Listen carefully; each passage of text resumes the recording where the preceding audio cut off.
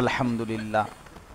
আল্লাহ পাক রব্বুল ইজ্জত জুল জালাল ওয়াল ইকরামের ফজল কারম, রব্বুল আলামিনের ইহসান মেহেরবানি দয়া, আল্লাহ তাআলা আমাদেরকে 23তম রমজান মাহে রমজানের শেষ দশকের বেজর রাত্রি 1446 হিজরি আজকে আমাদের প্রাণপ্রিয় দ্বীনি প্রতিষ্ঠান দ্বীনি মার্কাজ মাদ্রাসায়ে ইসলামিয়া দারুল উলুম সুধন্যপুর কুমিল্লার এতেকাফের এই মোবারক মজলিসে তারাবির নামাজ আদায় করে আল্লাহ তাআলাই আমাদেরকে আমাদের শায়েখ আরিফ বিল্লাহ হাকিমুন নফস আল্লামা মুফতি মুশতাকুন নবী কাসিমি দামাত বারাকাতুহুমুল আলিয়া হযরতের জবান থেকে লাইলাতুল কদরের উপরে আজিমুশ শান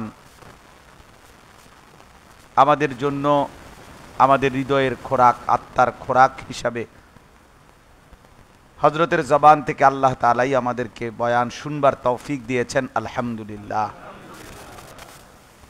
মূলত আসলে আমাদের প্রিয় ভাই হযরত মাওলানা মুতালিব হুসাইন সালিহি দামাত বারাকাতুহুমুল আলিয়া, মাওলানা ইউসুফ বিন ইকবাল দামাত বারাকাতুহুমুল আলিয়া, প্রিয় ভাই মাওলানা মুফতি মারুফ বিল্লাহ, তারা সকলেই একটা কথাই বারবার আমরা যেটা উচ্চারিত হলো সবাই খেয়াল করলাম, সেটা হলো আসলে শায়েখ দামাত বারাকাতুহুম, আমি যেটা সব সময় অনুভব করি 2013 সালে সর্বপ্রথম আমি হযরতের সাথে এতেকাফ শুরু করেছিলাম। ওই বছর হযরত ফেনী জামিয়া রশিদিয়া মাদ্রাসায় এতেকাফ করেছিলেন। তখন এই সুধন্যপুর মাদ্রাসার ওই টিনের ঘরের কাজ, ঘর হয় নাই, মাত্র মাটি ফেলছে, কাজ চলতেছে, কাজ শেষ হয় নাই। তো সেই বছর আমরা আমাদের মাওলানা মাহবুব ভাই, এখন তো উনি পূর্ণ মাওলানা আলহামদুলিল্লাহ, মাহবুব ভাই সহ আমার হযরতের অনেক মহব্বতের উনি সহ আমরা এতেকাফ করছিলাম। আমাদের আব্দুল মান্নান স্যার ছিলেন কিছুদিন, একটু পরে গিয়ে পরে লম্বা সময় ছিলেন, অনেকগুলো কবিতাও লিখছিলেন তখন রশিদিয়া মাদ্রাসায় বসে। তো সেই থেকে আমার একটা উপলব্ধি, আজকে 2025 সাল, যখন দেশে লকডাউন, কাউকে মসজিদে বসতে দিচ্ছে না, তখনও হযরত এতেকাফ অব্যাহত রাখছেন। যখন আপনার গত ফ্যাসিস্ট সরকারের আমলে উলামায়ে কেরামের উপরে ধরপাকড় চলতেছিল প্রচণ্ড, ওইবারও এক সময় রমজানের এতেকাফের সময় কাছাকাছি রমজান,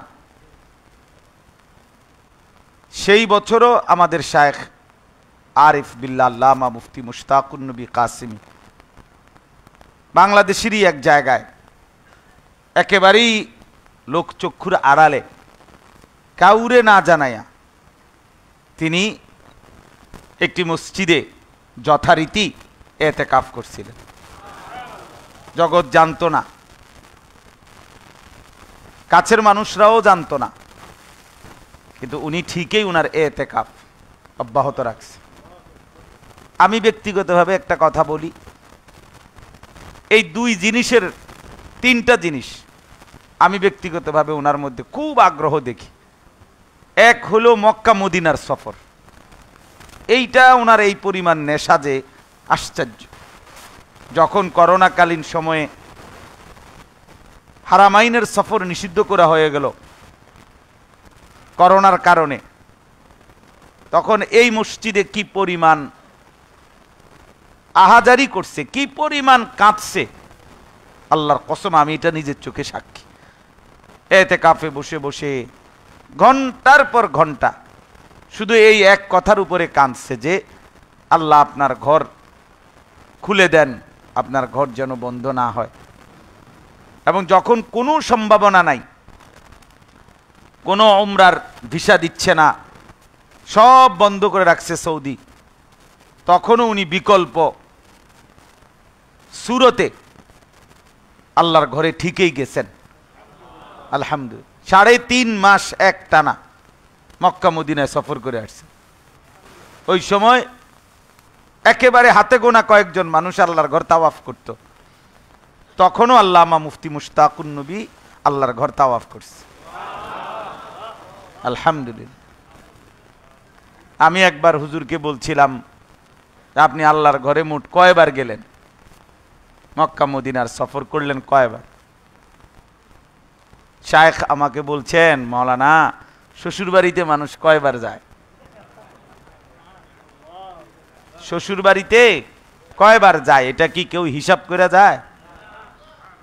তো মোহাব্বতের সফর আবার হিসাব কি, ভালোবাসার সফরে আবার হিসাব কি? এই একটা জিনিস মক্কা মদিনার সফর, ওনার ভিতরে বেইন্তেহা একটা আগ্রহ। এবং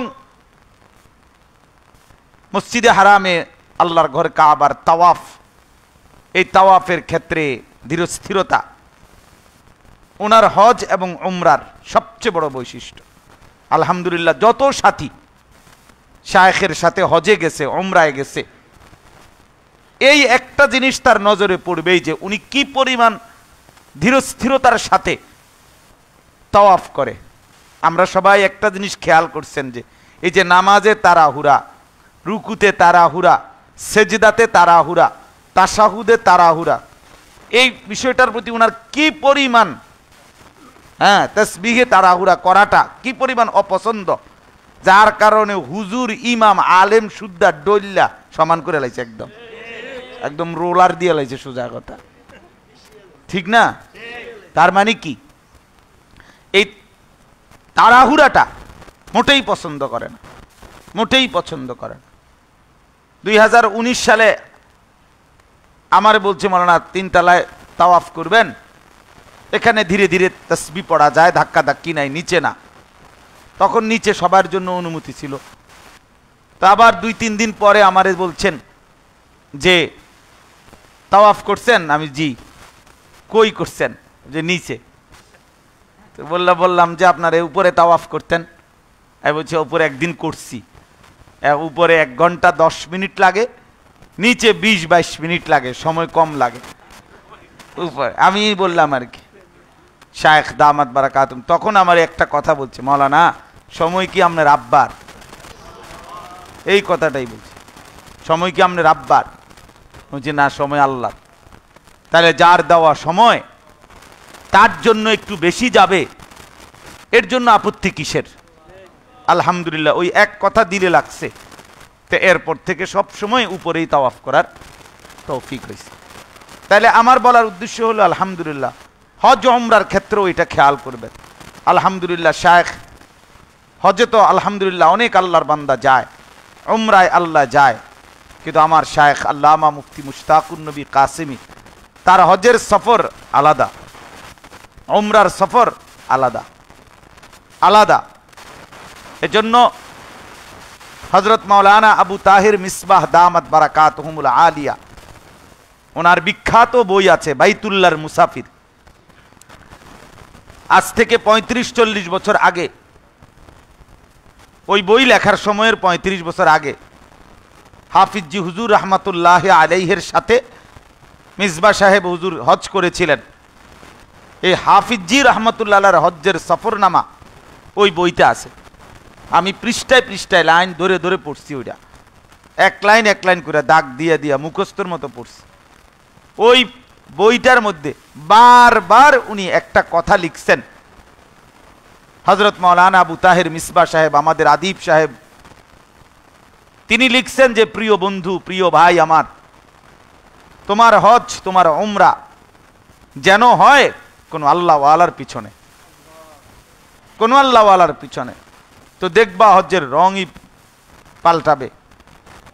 আমার দোস্ত মাওলানা মুতালেব হোসেন সালেহি, একসাথে এক লজিং এক বাড়িতে থাইকা পড়ালেখা করছি।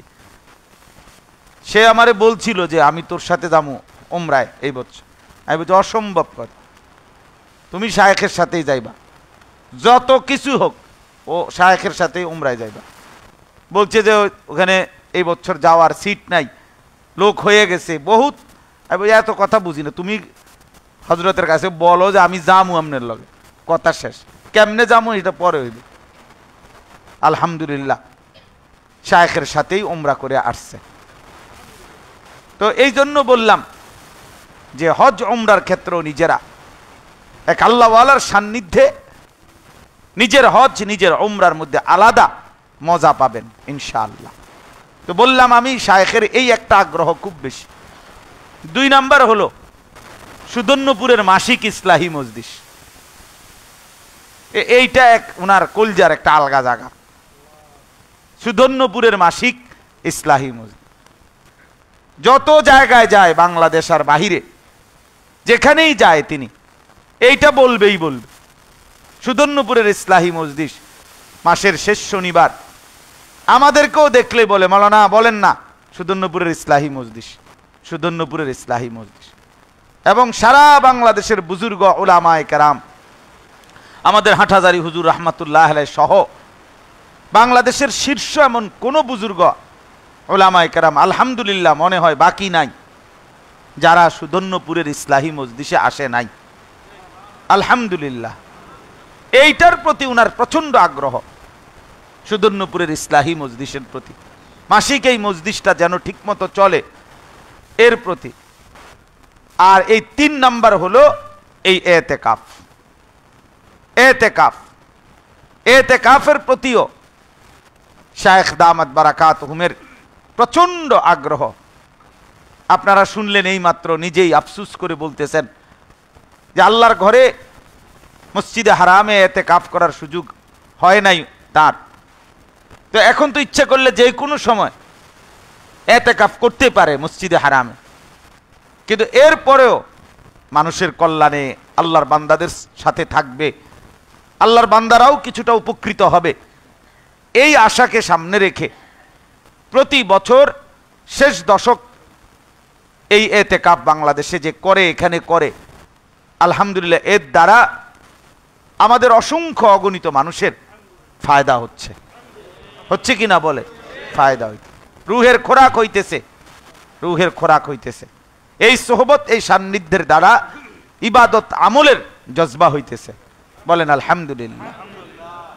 এই জন্য আমি প্রথম দিনেই বলছি, এবং এইটা এখন ওনারা সবাই বলল, আমি প্রথম দিনেই বলছি শায়েখ দামাত বারাকাতুহুম এতেকাফের মজলিসে বসলে এই 10 দিনে আলাদা বয়ানের জোশ আসে। এটা আমি প্রথম দিনেই বলছিলাম, আলাদা জোশ বয়ান আসে। আলহামদুলিল্লাহ শবে কদর, লাইলাতুল কদরের উপরে গত 2 দিন, গত বেজর রাত্রি, আজকের এই বেজর রাত্রিতে কি পরিমাণ বয়ান করেছেন আলহামদুলিল্লাহ, কলিজা ছেঁড়া বয়ান। আমি বলতেছিলাম মাওলানা মুতালেবকে যে কিতাব থেকে দ্রুত গতিতে এবারত পইরা তৎক্ষণাৎ অর্থ তর্জমা করে আবার এইটা তাৎক্ষণিক মাজমাকে বুঝানো, এটা আমাদের শায়েখের এক অসাধারণ দক্ষতা আলহামদুলিল্লাহ। আবার বয়ান হবে মাশাআল্লাহ, বলেন মাশাআল্লাহ। সূরা কাফের বয়ান হবে এখন ইনশাআল্লাহ, এখান থেকে উঠাই সেহরি খাওয়া হবে ইনশাআল্লাহ। যা যা আছে কপালে আজকে, এবার কিছু মিলবে ইনশাআল্লাহ।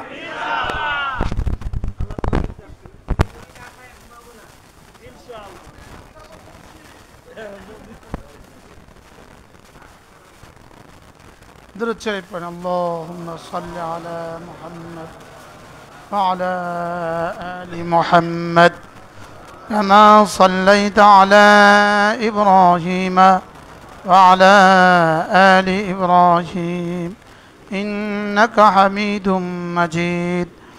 اللهم بارك على محمد وعلى آل محمد كما باركت على إبراهيم وعلى